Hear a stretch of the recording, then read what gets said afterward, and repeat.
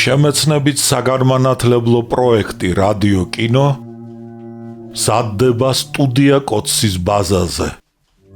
პროექტის ხელმძღვანელი კობა ცხაკაია. პროექტის რედაქტორი ნინო ჩხიკვიშვილი. თბილისი 2025 წელი.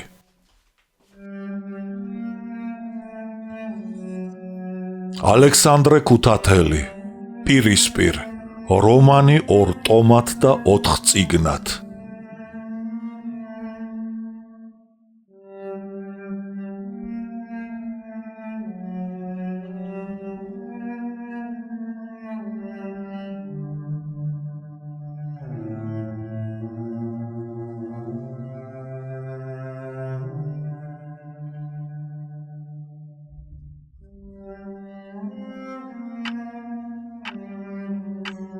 გაქცევა მეხუთე. სოფელი შებინდებოდეს შეასწარი, იქცეოდეს გაასწარი, ანდაზა. როდესაც პლატონ მოგველაძემ ნაცნობ ოფიცრებისაგან ფრონტზე შექმნილი სახიფათო მდგომარეობა შეიტყო, სად გაქცეულიყო და რა მოემოქმედა არ იცოდა. პლატონს თავს არ სცემდა იმაზე ფიქრი თუ რა მოელოდა მას, როდესაც აჯანყებულები თბილისს დაიკავებდნენ. 3 დღის წინათ იგი რაფაელ ახვლედიანისას ჩასახლდა. რაფაელი საზღვარგარეთ გაქცეული მრეწველის ჯაყელის ჩინებულ ბინაში ცხოვრობდა. პლატონს და რაფაელს სასტუმროში ეძინათ. შვაღამე გადავიდა. ზარბაზნების გრიალი შეწყდა. მოსალოდნელი იყო, რომ პოეტების მშვიდ ძილს უკვე არაფერი აღარ დაარღვევდა, მაგრამ უეცრად ბორბლების გრიალის ხმა გაისმა. გრიალი ვერის ხიდიდან და კირკის ქუჩიდან მოსდიოდა. იგი განუწყვეტლივ მატულობდა. გაღვიძებულმა პლატონმა ყური დაუგდო. ავისმანიშნებელ განუწყვეტელ გრიალს და გაიფიქრა, ალბათ არტილერია და ქვეითი ჯარი მოდის ფრონტისაკენ. საქართველო უთუოდ გადარჩება, ამდენი ჯარი თუ მიედინება ფრონტზე. პლატონი დამშვიდდა და ისევ ძილი დააპირა, მაგრამ ვერ შეძლო, რადგან ახვლედიანი ნასვამი იყო და გულდაგულ ხრინავდა. რა საშინელი ნაკლი აქვს ამ კაცს, მესამე ღამეა არ დამიძინია. გაიფიქრა პლატონმა და ბრაზით გადახედა მეგობარს, რომელსაც ხახა გაეღო, ისე უმოწყალოდ ხრინავდა და ცხვირის მილებში უსტვენდა. უცებ კარებზე ვიღაცამ გაშვაგებით იწყო კაკუნი. პლატონი შეშინდა, თავზე საბანი გადაიფარა. რაფაელი კი წამოიჭრა და კარებს მივარდა. ვინა ხარ? ჰკითხა მან უცნობს. რაფაელ, გააღე კარი. მასპინძელმა ხმაზე იცნო სტუმარი და კარები გაუღო. ლეონარდო ტაბადაძე, თეოფილ გოთუა, ვარლამ შევარდნაძე, არსენ ლალიაშვილი და ახალგაზრდა პოეტი ბეჟან ერაძე გიჟივით შევარდნენ ოთახში. ლამაზი ჭაბუკი ბეჟან ერაძე ახლახან იყო მიღებული ლიტერატურულ ჯგუფში, რომელსაც პლატონი ხელმძღვანელობდა. ღარიბი გლეხის მეორმის შვილი ბეჟანი კარგახანს მუშაობდა ასოთამწყობად თბილისის ერთ-ერთ სტამბაში. მას მწერლობა იტაცებდა და მალე ლექსების წერა დაიწყო. რამდენიმე მისი ლექსი დაბეჭდილი იყო ჟურნალში, რომელსაც ვარლამ შევარდნაძე რედაქტორობდა. პლატონი აფასებდა ბეჟანის ნიჭს, მაგრამ არ მოსწონდა, რომ იგი თანამედროვე თემებს ეტანებოდა. რა დროს ძილია? ჩვენები თბილისს ტოვებენ. თბილისი გარშემორტყმულია, მთავრობა გაიქცა. ყვიროდა გოთუა. რას ამბობ? რას მიხქარავ? დატუქსა პლატონმა გოთუა. თვალები გადმოკარკლა და უმალ გაშეშდა. თითქო დამბლა დაეცაო. იგი ენაწართმეული, ამღვრეული თვალებით მიშტერებოდა ჭერს და ბორბლების გრიალს უსმენდა. ცოტა ხნის მერმე ოდნავ გამოცოცხლდა. ხოლო თავის საშინელ ტკივილს დაუწყო ჩივილი. საწოლზე პირმორთხმული დაჯდა და თავი პირსახოცით მაგრად გაიკრა. მერმე მისტიკური ჭვრეტით სავსე თვალები ჭერისაკენ აღაპყრო, ხელები ასწია და ჩურჩულით წარმოსთქვა. ო ღვთისმშობელო, წმინდა მარიამ, შენ უშველე საქართველოს, ის ხომ შენი წილხვედრილია, ბუტბუტებდა პლატონი. კონდრისკაც თეოფილე გოთუა შეეცოდა და ქალაქიდან გასვლა და მასთან ერთად გაქცევა ურჩია. არავითარ შემთხვევაში გადაჭრით უარი უთხრა პლატონმა, მე მოვალე ვარ ჩემი ხალხის ბედი გავიზიარო. შეუძლებელია რომ ინგლისმა და საფრანგეთმა ამ საშინელ და მრისხანე ჟამს მიგვატოვოს. არ მოხდების ესე. პლატონის პოზა, თვალთმაქცობა, ღვთისმშობლისადმი ვედრება და ევროპის იმედის დაკავება არ მოეწონა ბეჟან სირაძეს. ბატონო პლატონ, თუ თქვენ გსურთ ქართველი ხალხის ბედი და ხვედრი გაიზიაროთ, მაშინ სხვანაირი შეფასება უნდა მისცეთ საქართველოში ამჟამად მიმდინარე ამბებს. მერწმუნეთ რომ მათ, ვისაც თქვენ ქართველი ხალხის მეგობრებად და მფარველებად თვლით, სრულიადაც არ აწუხებთ ჩვენი მდგომარეობა. გასაჭირი და მწარე ხვედრი, ინგლისელები, ამერიკელები და ფრანგები, რომელთა იმედი თქვენ კიდევ შეგრჩენიათ, მეოცნებე პოეტები კი არ არიან, არამედ საქმის კაცები. დარწმუნდნენ რომ მენშევიკების უმეცრებაში და უნიათობაში, იმაში რომ მეც ვერაფერს გამოსწოვენ ჩვენს ქვეყანას და რომ ვერასოდეს ვერ იხილავენ არა მარტო ბაქოს ნავთს, არამედ ჭიათურის მარგანეცსაც. ისინი ჩვეულებისამებრ ყოველგვარი წუხილისა და სინდისის ქენჯნის გარეშე სტოვებენ თავის მიამიტ მეგობრებს უბედურებაში. ისინი ჩვენს გამო საბჭოთა ჯართან ბრძოლით თავს არ აიტკივებენ. მით უმეტეს თუ ბაქოს ნავთობის გამო ინგლისი და საბჭოთა რუსეთი შეთანხმდნენ. მენშევიკების წირვა გამოსულია და ხალხს ესახარებს. თქვენ კი მადბედს დასტირით და ღვთისმშობელს ევედრებით. გაჩუმდი, როგორ ბედავ უმსგავსოების როშვას. სიტყვა გააწყვეტინა პლატონმა ერაძეს. მე პატრიას, სამშობლოს მივტირი და არა მენშევიკებს და მათ პარტიას. მე მოგახსენეთ ის, რაც ყოველმა ჭკუათ მყოფელმა კაცმა უნდა იცოდეს. ჩემთვის სრულიად ნათელი გახდა რომ ჩვენ პოეტებს არ შეგვფერის რეაქციის მენშევიკების მხარეზე დგომა. თქვენსა და მეც ხომ გლეხები ვართ. მაშ რად გვაშინებს რევოლუცია და მუშურ-გლეხური საბჭოთა ხელისუფლება?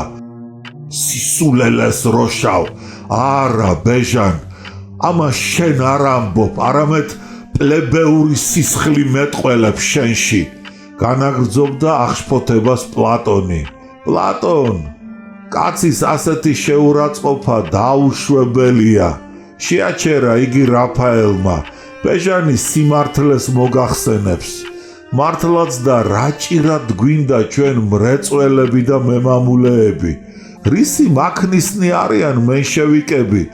ისინი თავის პარტიულ ინტერესებზე უფრო მეც ფიქრობენ, ვიდრე ქართველი ხალხის ბედნიერებაზე. კარგია მათი ბატონობა რომ დამთავრდა. ღმერთო ჩემო, ღმერთო ჩემო, ისევ იყვირა პლატონმა, თქვენ ნამდვილად გიჟები ხართ.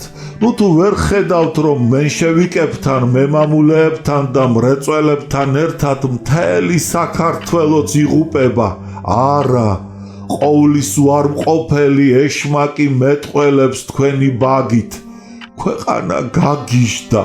არულს მართავენ კუდიანების ზესკნელზე, ჭკუას უმღრევენ სუსტ სულებს. ჭინკები ეზიდებიან სახრჩობელაზე და უფსკრულისაკენ მიაქანებენ საქართველოს. თქვენ არ იცით რა არიან ბოლშევიკები, მე ვნახე ისინი, მათი მთავრობა, მათი ჯარი. ჩეკა ბაქოში და აღარ მინდა კვლავ ვიხილო ისინი. ღვთისმშობელო, შენ გამოიხსენ საქართველო დაღუპვისაგან და უკეთუე შეუძლებელ არს იყავ ნება შენი უფალო. თუ დაღუპვა გვიწერია დავიღუპოთ, რადგან დაღუპვაში შევიცნობთ სულიერი სიწმინდის უკანასკნელ სიტკბოებას, იმას, რასაც არისტოტელემ კატარზისი შეარქვა. გულხელ დაკრეფილი ვარლამ შევარდნაძე და არსენ ლალიაშვილი ღაღადით შესცქეროდნენ პოეზიის მოგს, რომელიც მისტიკურ სიტყვებს განაგრძობდა. ბორბლების გრიალი ქუჩებში ისევ გრძელდებოდა. წმინდაო ნინო, წმინდაო მარიამ, ისევ დაიწყო ვედრება პლატონმა. შენ დაიფარე და უშველე საქართველოს ეშმაკთა, კუდიანთა და ჭინკთა შემოსევისაგან. გადააფარე შენი კალთა წილხვედრს შენს ქვეყანას. ზეცა მისმინა თქვენი ვედრება, ბატონო პლატონ. ღმერთმა იხსნა ჩვენი ქვეყანა. დაცინვით შენიშნა ერაძემ. ჭინკები უკვე გარბიან ჩვენი მიწაწყლიდან. გესმით? ვარლამ შევარდნაძემ რისხანეთ შეხედა და თავდასხმა დააპირა, მაგრამ ერაძე ქუჩაში გაიჭრა. რამდენიმე წუთის მერმე მას რაფიელ ახვლედიანი და ლეონარდო ტაბადაძეს მიხვდნენ. ვერის ხიდით პლეხანოვის პროსპექტზე გასული მთავრობის ჯარის ნაწილები ქალაქ გარეთ მიედინებოდნენ, რათა მცხეთაში მისულიყვნენ და იქ ახალ პოზიციებზე გამაგრებულიყვნენ. კუმისის ტბის რაიონიდან უკვე დახეული ჯარების პირველი ჯგუფი შარაგზით ქვემო ავჭალასა და გლდანში უნდა ჩასულიყო.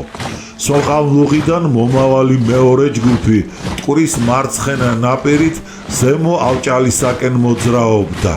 კოჯრის მიდამოებიდან წამოსული მესამე ჯგუფი კი წყნეთზე გავლით საქართველოს სამხედრო გზაზე უნდა გასულიყო და მცხეთიდან სამხრეთით მდებარე პოზიციები დაეკავებინა. რა მოხდა? რაშია საქმე? ამაოდ ეკითხებოდნენ სამხედრო პირებს მოქალაქენი. ისინი დუმდნენ, არავინ არ იცოდა რისთვის ტოვებდა ჯარი ფრონტს, თბილისს და სად მიდიოდა იგი.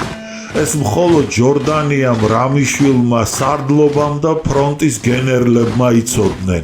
ჯარი კი კოჯრიდან, სოღანლუღიდან, კუმისის ტბის რაიონებიდან ისევ ქალაქში შემოდიოდა და მერმე საქართველოს სამხედრო გზით და მტკვრის მარცხენა ნაპირით მცხეთისაკენ მიედინებოდა. მაგრამ მცხეთაში ამ ჯარის ნახევარიც არ ჩასულა. ჯარისკაცები თავის ნაწილებს ტოვებდნენ და იარაღით ხელში შინ მიდიოდნენ. ქალაქში ნისლი იდგა და თოვდა. პოეტები რაფიელ ახვლედიანი და ლეონარდო ტაბადაძე პლეხანოვის პროსპექტზე გავიდნენ. იქ ერთ-ერთი სამხედრო ნაწილი მიდიოდა. ფრონტიდან მომავალი, დაღლილ დაქანცული, ილაჯ გაწყვეტილი და სულიერად დაცემული ჯარისკაცები ძლივს მიათრევდნენ ფეხებს და დუმდნენ. მათ შორის აღმოჩნდნენ ისეთები, რომლებიც წკრივს ტოვებდნენ. მაღაზიების ვიტრინებს კონდახით ამტვრევდნენ, შიგ იჭრებოდნენ და სასმელებს და სანოვაგეს და საქონელს იტაცებდნენ. ჯარში ხრწნა და ძარცვა გლეჯვა დაიწყო. ორ თვალის უკან მიმავალი ჯარისკაცების ჯგუფიდან გულში ჩახშული, თავზარ დამცემი ძახილი, ოხრა და ქვითინი გაისმა. რას მოვესწარით, ძმებო, რას მოვესწარით? თბილისს ტოვებთ. არ შემიძლია ამის ატანა, თავს მოვიკლავ. ამას შავწვერა, შავსათვალიანი გამხდარი კაცი, ერემო გოდებანიძე იძახოდა. მან მართლაც ამოიძრო ბუდიდან ნაგანი და თავის მოკლა დააპირა. ორმა ჯარისკაცმა, გენადი ქადაგიშვილმა და დათა კაჭკაჭიშვილმა იარაღი წაართვეს, შეჰკრეს, ორთვალაზე დააგდეს და თავზე დააწვნენ. რაფიელ ახვლედიანი და ლეონარდო ტაბატაძე შეწუხდნენ. თოვლით დაფერილ პროსპექტზე ისევ ნისლი იდგა. მალე ორთვალა და მის უკან მიმავალი ჯარისკაცები გაუჩინარდნენ, მაგრამ ახვლედიანს და ტაბადაძეს კიდევ დიდხანს მოესმოდათ ისტერიკული ყვირილი, ოხრა და ქვითინი. თბილის ტოვებთ, თავს მოვიკლავ, თავს მოვიკლავ. პოეტებმა დიდი ვაივაგლახით მიაღწიეს სადგურს. მოედანზე ერთმანეთში უწესრიგოდ არეული 1000 ჯარისკაცი, ბარგი ბარხანით და ფუთებით მოსული ლტოლვილები ტრიალებდნენ. ყველა ცდილობდა ბაქანზე გასვლას, მატარებელში ჩაჯდომას და თბილისიდან გაქცევას. საპარადო ოთახში შესასვლელთან მთავრობის წევრების, მათი ნათესავებისა და სპეკულანტების უამრავი მანქანა იდგა. გვარდიელები იმ მანქანებით მოსულთ რიგს გარეშე უშვებდნენ. დარბაზში პოეტებმა ფრონტის გენერალი მაზნიაშვილი დაინახეს. ძლივს გაიკულიეს გზა მისკენ.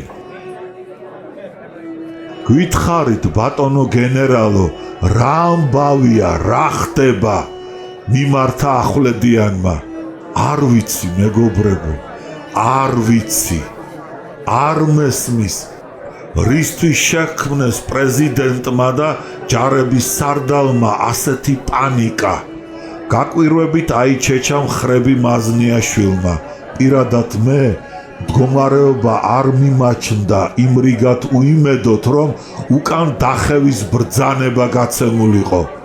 როგორ მოვიქცეთ, გვირჩიეთ? ჰკითხეს პოეტებმა. ჩემი აზრით უმჯობესია დარჩეთ თბილისში.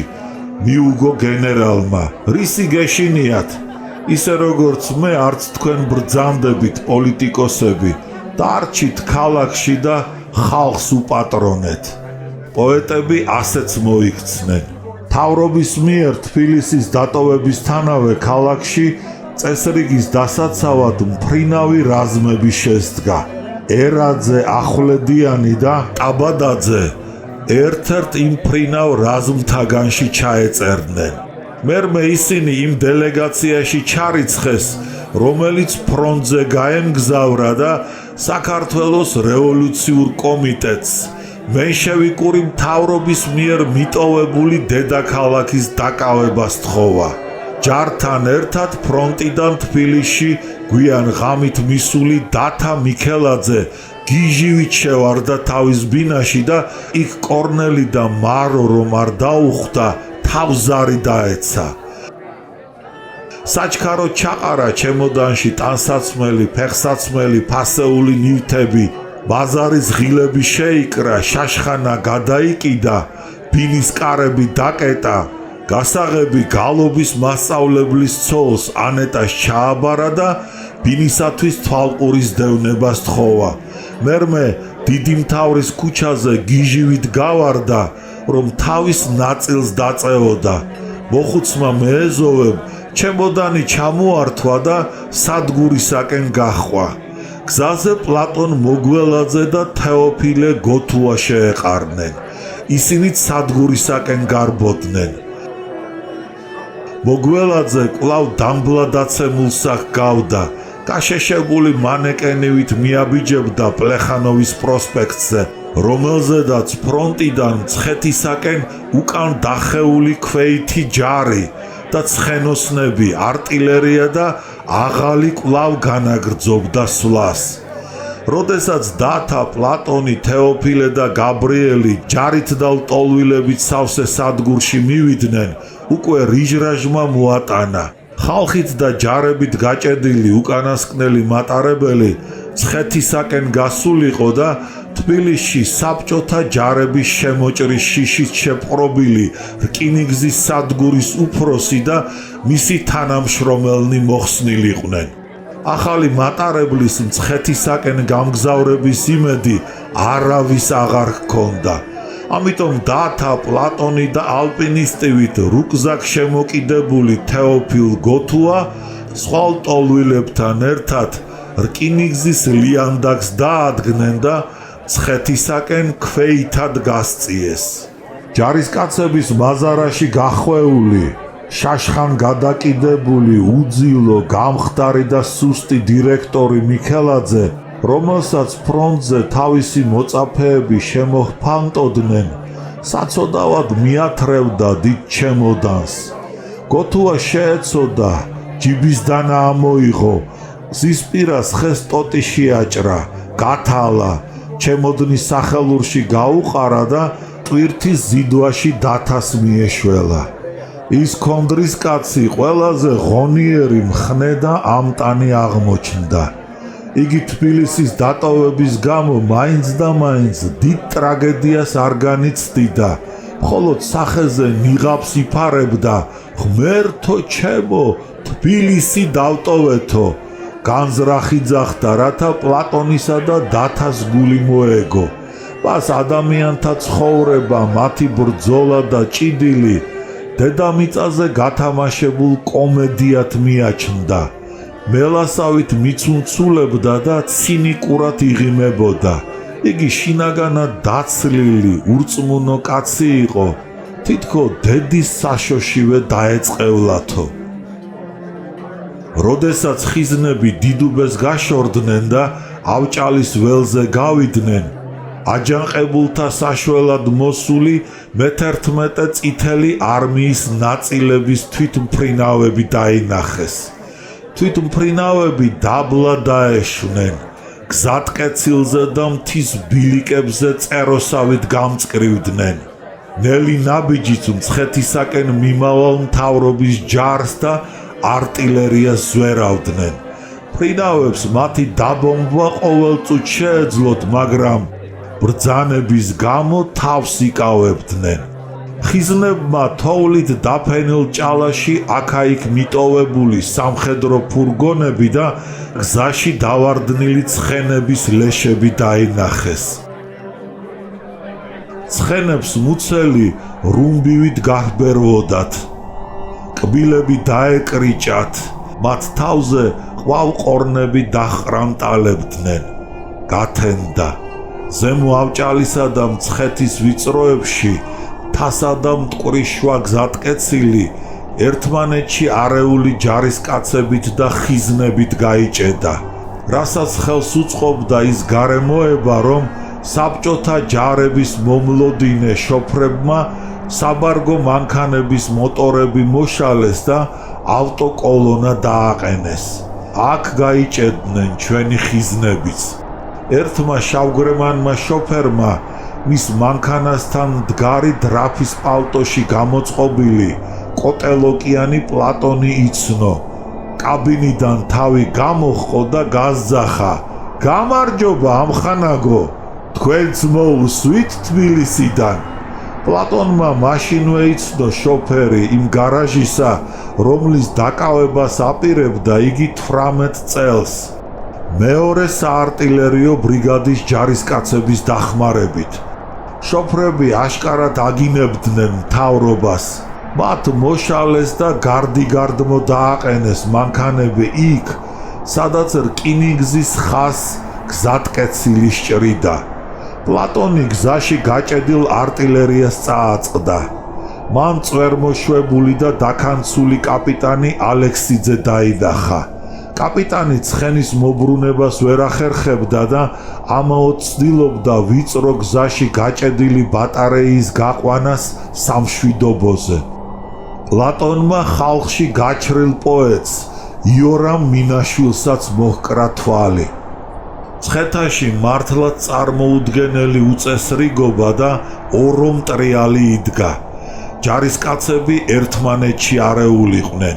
სარდლობას დივიზიებისათვის არ მიუჩენია ადგილები და სადგურსა და ტაძრის შუა ჯარის ნაწილები ისე დაბანაკდნენ, ვინც სად მოასწრო. ქვეითად სიარული დაღლილი და დაქანცული დათა პლატონი და თეოფილე სადგურის დარბაზში შევიდნენ. დათას ნაწილი უკვე აღარ არსებობდა და საძებარიც არაფერი იყო. გრძელ მაგიდაზე და კედლის გასწვრივ იატაკზე სუბუქად დაჭრილი ნაბრძოლი და უძილო იუნკერები დაყრილიყვნენ. პლატონმა მაგიდაზე გაშხლართულ, ხახა დაღებულ და ძინარ იუნკერებს შორის ბევრი ნაცნობი დაინახა. ზოგი ძილფხიზილობდა, თავი ამაყად ეჭირა, ისევ ბრძოლის გუნებაზე იყო, ინგლისურ ჩიბუხს აბოლებდა და სიგარეტს ქაჩავდა. პლატონმა დარბაზიდან ქუჩაში ჩასასვლელ კიბეზე მჯდარი, გამხდარი და დაღლილი მოხუცი პროფესორი ფილიმონ ერისთავი, მისი მეუღლე სოფიო, ესტატე, ვარდო და ელო დაინახა.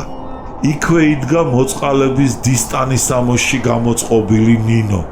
იგი ფრონტზე წასულიყო, მას მკერდზე წითელი ჯვარი ეკერა. იუნკერებს ესაუბრებოდა და პლატონს ახლა ყურადღებას არ აქცევდა. ნინო ფრონტზე თოფ ზარბაზნების გრიალსა და ტყვიების ზუზუნში ჭრილობებს უხვევდა მებრძოლებს. ნინოს გვერდით მოჰკლეს ესტატეს ძმისწული მზეთუნახავი თამარ მაყაშვილი. თამარი შვილი იყო პოეტის კოტე მაყაშვილისა. ომში დაღუპულ იმ სტუდენტ ქალს ერთმა ახალგაზრდა პოეტმა სონეტა უძღვნა. იგი ასე იწყებოდა: მე არ გიცნობდი ქალბატონო სწორო თამარის, მაქვს სავალალოდ დაო თქვენი უნახველობა, მაგრამ ამბობენ რაფაელის უნდა ხელობა, თქვენს ტურფა სახეს აწრო მიწა ფარავს სამარის. მე არ გიცნობდით ასეთ გმირად, შეაქო ნინო მაყაშვილი პლატონმა და ხელზე აკოცა. ნინომ ხელი ჩაიქნია და ფილიმონ ერისთავს და მის მეუღლეს უთხრა: წამობრძანდით, მამა მიგიყვან ჯორდანიასთან და რამიშვილთან, თავრობის მატარებლით იმგზავრებთ მათთან ერთად, აქ თქვენი ჯდომა უხერხულია. ნუ სწუხდებით, ჩემო კარგო, ფეხი გაიდგა პროფესორმა. ღმერთმა უწყის, როდის გავა მცხეთის მატარებელი, წინადადებას ვიძლევი მეგობრებო. მიუბრუნდა იგი ესტატეს და დათას. სანამ ძალა შეგვწევს, ქვეითად განვაგრძოთ გზა, დაყოვნება სახიფათოა. ესტატე მაყაშვილმა პროფესორის წინადადებაზე უარი განაცხადა და დათასთან და პლატონთან ერთად პერონისაკენ გაეშურა. აქ იდგა მთავრობის მატარებელი, რომელშიც ისხდნენ ჯორდანია და მინისტრები ცოლშვილიანად. საქართველოს ეგზარქოსი ამალით, გენერლები, მრეწველები და მმართველ წრეებთან ახლო მდგომი საქმოსნები. შავ პალტოში გამოწყობილი შავი კრაველის ბუხრის ქუდიანი თეთრწვერა პრეზიდენტი ვაგონის სარკმელს მისდგომოდა. იგი ზეზეულად გათავებული და გაფითრებული გასცქეროდა მცხეთაში მდგარ ორომტრიალს, ბრძოლის უნარ დაკარგულ ჯარისკაცებს, მენშევიკური საქართველოს ნგრევის სურათს. ვაგონის წინ მინისტრები, ზოგიერთი დეპუტატი, სენატორი შეგროვილიყვნენ და მიმდინარე ამბებით განადგურებულ პრეზიდენტს თანაგრძნობით შესცქეროდნენ. საცოდავი, როგორ ჩამოხმა! უჩურჩულა სენატორმა კუტალაძემ ესტატეს. მეშინია რამე არ მოუვიდეს. ქართველი ხალხი არ აღმოჩნდა ღირსი ამ უდიდესი სახელმწიფო მოღვაწისა. ღმერთო ჩემო, რას მოესწრო ეს ბუმბერაზი ადამიანი? ყველაფერი დაიღუპა. ქართველი ხალხი აქ არაფერ შუაშია. მიუგო ამრეზით ესტატემ. თქვენს ეროვნულ ნიჰილიზმს უნდა დააბრალოთ ყველაფერი. 20 წლის მანძილზე თქვენ საქართველოს ავტონომიისა და თვითგამორკვევის წინააღმდეგ ილაშქრებდით. ახლა კი ქართველი ხალხისაგან ეროვნული თავისუფლებისათვის ბრძოლას და თავგანწირვას მოითხოვთ. ბედმა ქართველ ხალხს დამოუკიდებლობა მიანიჭა. თქვენ მისი მესაჭეობა გარგუნათ, მაგრამ სახელმწიფოს მართვაში უმეცრება გამოიჩინეთ. ვერ შეძელით ევროპის ინტერესი და თანაგრძნობა გაგეღვიძებინათ ჩვენ დამი. ბოლოს ყველაფერი ისე დამთავრდა, როგორც ჩვენ ნაციონალ-დემოკრატები მოველოდით. ვერც ევროპას მოვეჭიდეთ და ვერც აღმოსავლეთს მივეწებეთ. თქვენ არა ხართ მართალი. განა ევროპას არ მოვეჭიდეთ, მაგრამ ევროპამ არ ინება მოგჭიდებოდა ჩვენ. ამაზე ლაპარაკი ახლა გვიანღა. კუტალაძემ ერთბაშად შესწყვიტა მის მიერვე წამოწყებული ლაპარაკი. დათა მიქელაძეს მკლავში ხელი გაუყარა და ვაგონთან მიიყვანა.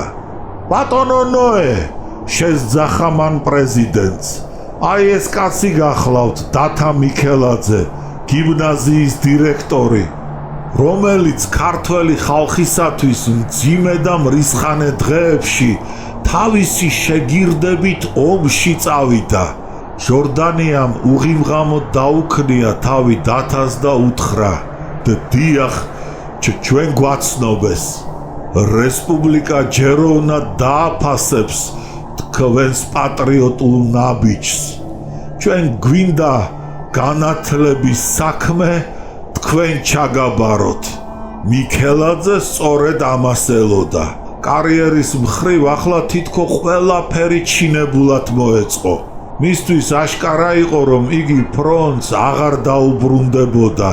შეეცდებოდა მთავრობის მატარებლის ერთ-ერთ ვაგონში მოთავსებას, რომ რაც შეიძლება მალე ჩასულიყო სადგურ რიონამდე, იქიდან კი კარისმერეთში. მაგრამ აქ საქმე კორნელის გამო კინაღამ არ ჩაიფუშა. ლაპარაკში ნოე რამიშვილი ჩაერია. იცით თუ არა თქვენ, მიმართა მან პრეზიდენტს, რომ სწორედ ამ დირექტორის დისწულია ის ვაჟბატონი, რომელიც ბოლშევიკურ მოთხრობებს ჯღაპნის. ყოველ შემთხვევაში ჩვენ იგი დავაკავეთ. ჯერ ერთი წერალი არ უნდა დაგეპატიმრებინათ. მეორეც დირექტორი აქრაშვაშია, გაუკვირდა ჟორდანიას. ცოტა ხნის მერმე სახალხო გვარდიის მთავარი შტაბის თავმჯდომარის ჯუღელისა და ჯარების სარდლის კვინიტაძის თხოვნით ჟორდანია და რამიშვილი უკან დახეული სამხედრო ნაწილების დაბანაკების ადგილისაკენ, ცხეთის მთების კალთებისაკენ გაეშურნენ. მათ თეოფილე გოთუა და იორამ მინაშვილიც მიხვდნენ. თებერვლის სუსხიანი ქარი უბერავდა. იტალიურ თხელ მაზარებში გამოწყობილ ჯარისკაცებს აქა-იქ კოცონები გაეჩაღებინათ და ცეცხლზე თბებოდნენ. ისინი წვერ გაუპარსავი, მშიერი და დიდი მანძილის გავლის გამო დაღლილი, გამხდარი და საცოდავი შესახედავი იყვნენ.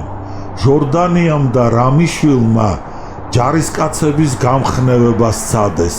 თბილისი ჩვენ დროებით სტრატეგიული მიზნებით დავტოვეთ, არწმუნებდა მათ რამიშვილი.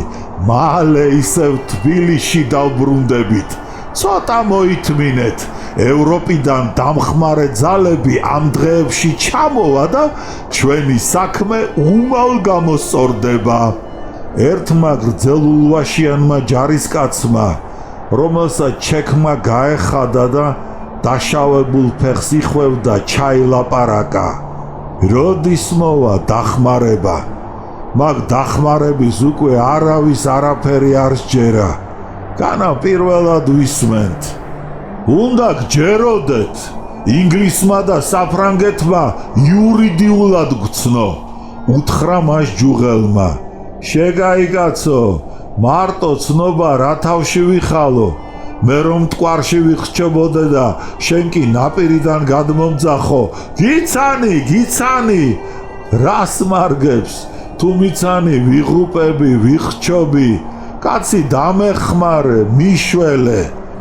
ასეთი მსჯელობა და ოხუნჯობა მხოლოდ ბოლშევიკებს ჩვევიათ. შერისხა იგი რამიშვილმა, მაგრამ ჯარისკაცთა მრისხანე თვალებს წააწყდა და ისევ ტყუილები და ჯარისკაცების გამხნევება დაიწყო. უცხოეთის ჯარები გუშინ ბათუმში და ფოთში გადმოსხდნენ.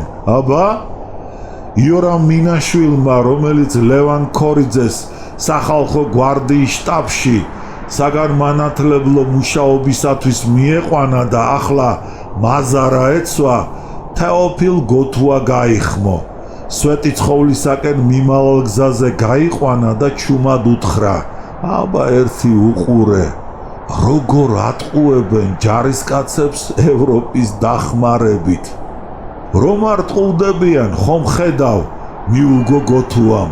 საქმე ძეგარი, ეშმაკურად გაიცინა მინაშვილმა. ჰოდა მეც არ ვტყუდები. რა მინდოდა ამ გვარდიაში რომ შევედი, ლევან ქორიძის ბრალია, შემაცდინა. ახლა მშვიდობით. თავს ვანებებ გვარდიას, ამ განწირულ მთავრობას რომ ვდიო, ხელს არ მომცემს. ფეხსაც არ გავადგა მცხეთიდან. დღესვე თბილისში დავბრუნდები. შენ? გოთუამ არ უპასუხა. მელასავით ეშმაკი თვალები შეანათა. ის რაც რამიშვილმა ახლა მოისაზრა, გოთუას უფრო ადრე გადაეწყვიტა. რა მინდოდა მენშევიკებთან? დარდობდა მინაშვილი. ამბობენ პოეტებს და მხატვრებს ბოლშევიკები პატივს სცემენ და დიდად აფასებენო. გოთუამ წარედ გაიღიმა და ახლა კი გამოუტყდა. შენ ჭკვიანი კაცი ყოფილხარ, კარგად გიანგარიშია. ხომ გაგიგონია ანდაზა, სოფელი შენდებოდეს, შეასწარი, იქცეოდეს, გაასწარიო. ეს ორი ჩია კონდრის კაცი, იმერელი და კახელი, ახლა დაღმართზე მიცუნცულებდნენ იმ განზრახვით, რომ მცხეთიდან ფარულად გასულიყვნენ. დაღამებამდე თბილისში დაბრუნება მოესწროთ და ახალ გზას დასდგომოდნენ. ვერც რამიშვილმა, ვერც ჯუღელმა და ვერც კვინტრაძემ მცხეთაში დაბანაკებულ ჯარში წესრიგი და დისციპლინა ვერ დაამყარეს. სარდლის ბრძანების თანახმად 26 თებერვალს ჯარი მცხეთის ქვაბულიდან გავიდა და გორისაკენ გაეშურა. აჯანყებულთა რაზმები და საბჭოთა ჯარის ნაწილები ფეხდაფეხ მისდევდნენ მას და არსად არც გორში, არც ხაშურში, არც ლიხის უღელტეხილზე ფეხის მოკიდების და ახალი პოზიციების დაკავების საშუალებას არ აძლევდნენ. გზაში კი ჯარისკაცები ისევ ჯგუფ-ჯგუფად სტოვებდნენ თავიანთ ნაწილებს და აჯანყებულებთან შესაერთებლად თოფებით და ტყვიან ფრქვევებით მიდიოდნენ. შორაპან ზესტაფონის უბანზე მთავრობას და მათ ჯარს რკინიგზის ხაზი გადაუჭრა კარისმერეთის, ჭიათურისა და შორაპნის რაიონის გლეხთა რაზმებმა, რომელსაც გალაქტიონ გელაშვილი ხელმძღვანელობდა, მაგრამ მენშევიკებმა ჯავშნიანი მატარებლის საშუალებით მოახერხეს მისი აღდგენა და შორაპნის ვიწროებიდან გასვლა. მიუხედავად იმისა, რომ მთავრობას ქუთაისში ჯარის მეტად მცირე ნაწილი ჰყავდა და ბრძოლის გაგრძელება უაზრობა იყო, რამიშვილმა კორესპონდენტებს მაინც დიდი რიხით განუცხადა. საქართველოს სულ უფრო და უფრო იპყრობს ევროპულ სახელმწიფოების ყურადღებას. უკანასკნელთათვის უფრო და უფრო ნათელი ხდება ის როლი, რომელსაც ასრულებს საქართველო ახლო აღმოსავლეთში და ამიტომ ისინი უთუოდ აღმოგვიჩენენ სამხედრო დახმარებას. მეორე დღეს მომხდარმა ამბებმა ის მტკნარი სიცრუე სავსებით გააბათილეს. იმ დღეს, როცა რამიშვილი ევროპული დიდი სახელმწიფოების ვითომ და დახმარებით იკვეხნიდა, სწორედ მაშინ აჯანყებული ქართველი ხალხის დასახმარებლად საბჭოთა ჯარები და პარტიზანული რაზმები, რომლებიც სახალხო გვარდიელების მრისხანე ეგზეკუციის გამო იძულებული გახდნენ კავკასიონის ქედი გადაეარათ და ჩრდილო ოსეთში ჩასულიყვნენ, ზამთრის პერიოდში გადაულახავ მამისონის დაბუქულ უღელტეხილზე გადმოვიდნენ. ამ საგმირო საქმით შთაგონებული იყო კიროვი, რომელიც მაშინ კავკასიაში მუშაობდა. გადალახეს რა თოვლი, ბუქი, ზვავი, უგზოობა და დიდი დაბრკოლებანი, პარტიზანები და წითელი ჯარები მამისონის უღელტეხილზე გამოვიდნენ. ქალაქი ონი აიღეს და ქუთაისს მიაშურეს. დიდი ამბები მოხდა აგრეთვე თბილისის რაიონშიც. 25 თებერვალს კოჯრიდან, სოღანლუღიდან და კახეთიდან მომავალი რაზმები და საბჭოთა ჯარის ნაწილები საქართველოს დედაქალაქში შევიდნენ. მთავარ მოედანზე მოწყობილ მიტინგის მერმე ორჯონიკიძემ ლენინს ტელეგრამა გაუგზავნა. თბილისის თავზე საბჭოთა ხელისუფლების წითელი დროშა ფრიალებს. გაუმარჯოს საბჭოთა საქართველოს!